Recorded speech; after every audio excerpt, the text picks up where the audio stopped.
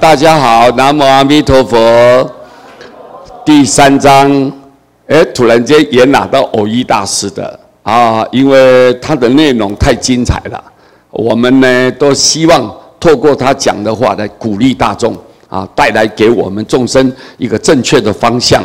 那么藕益大师这一章的内容，他这么说道：支持名号，既简易直捷，乃至自顿自圆呐。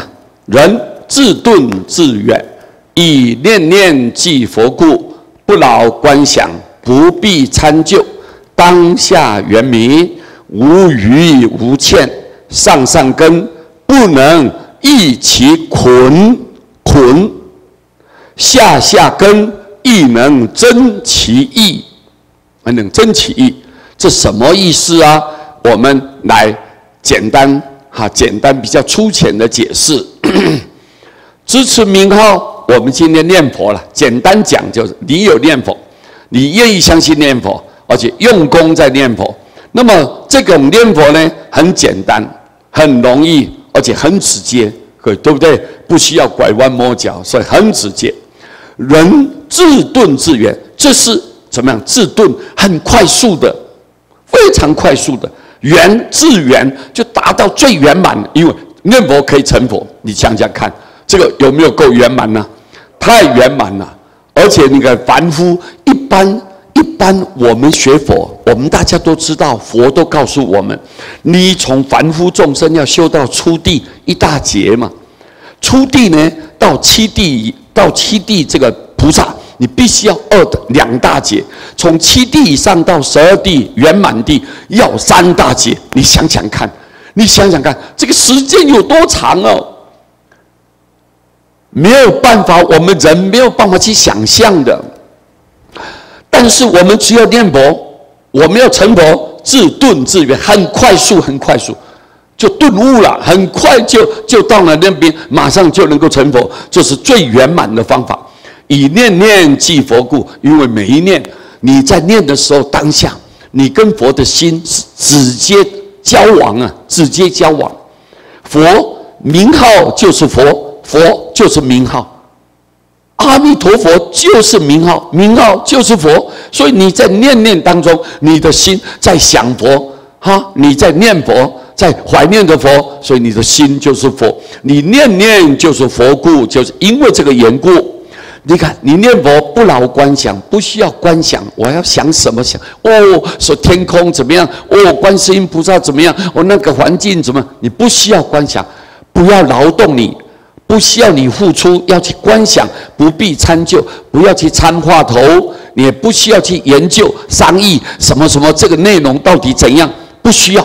当下圆明，你就要在念佛的当下眼前你在念的当下，一切都圆满了，都非常的亲民，很清明白白圆明了，无疑无欠。没有你念佛的时候没有剩余的，你的功德不会有剩余的，也不会有亏欠，不会有任何欠缺。我哪个地方不够，哪个地方是不是要补上去啊？都不需要。你看，无疑无欠。念佛，你知道吗？你所有的一切功德都没有剩余，而且也没有任何欠缺，非常的圆满，非常的就是说圆满，而且很满足。各位，没有任何一点欠缺，这一点是非常重要，无疑无欠。上上根不能益其捆，所谓上上根的人，你是个博士，可能你是一个从小就出家，是一个大和尚，可能是你是一个成愿再来，你可能是一个佛来化身的不管你是一个过去你是一个上上根的人，是一个很有修为的人，你不能益其捆，不能超越捆。就像一个木板把它界起来，围起来，隔开，把它做一个界限，这叫做捆。但是你上根的人也没有办法超过这个界限，只要你念佛，就能得到很圆满，就能够成就你的道业，各位。而且到最后，你一定有凡夫变成成佛。一般就算你大根器的人，也没办法超过这个界限。下根的人也能增其意啊。下根最笨的、最呆的、最可以讲罪恶最深重的人，也能够增其意，到达啊，也能够到达了到这个区域，什么区域？就成佛的区域，成佛的这个境界，对不对啊？你下根也能达到成佛，你看上根也不能超过这个什么我们这个念佛法门的外头，在这个界限的外面，没有比这个更快、更圆满啊！所以你想想看，我们所有的菩萨都在念佛，所有的众神都在念佛，我们的众生都在念佛，所以你想知道，我们呢今天找到这一条门路了。我们当然欢喜啊，感恩啊，因为有这条路，就算我是一个下根的人，最后也因为我相信，我愿意念佛，我能够到西方去成佛。我有这个条件，因为佛不嫌弃我们罪恶的凡夫啊，不嫌弃我们。所以你看，蕅益大师把这个话讲得很透彻，讲得很清晰，非常的明白。毫不含糊，一点都不含糊。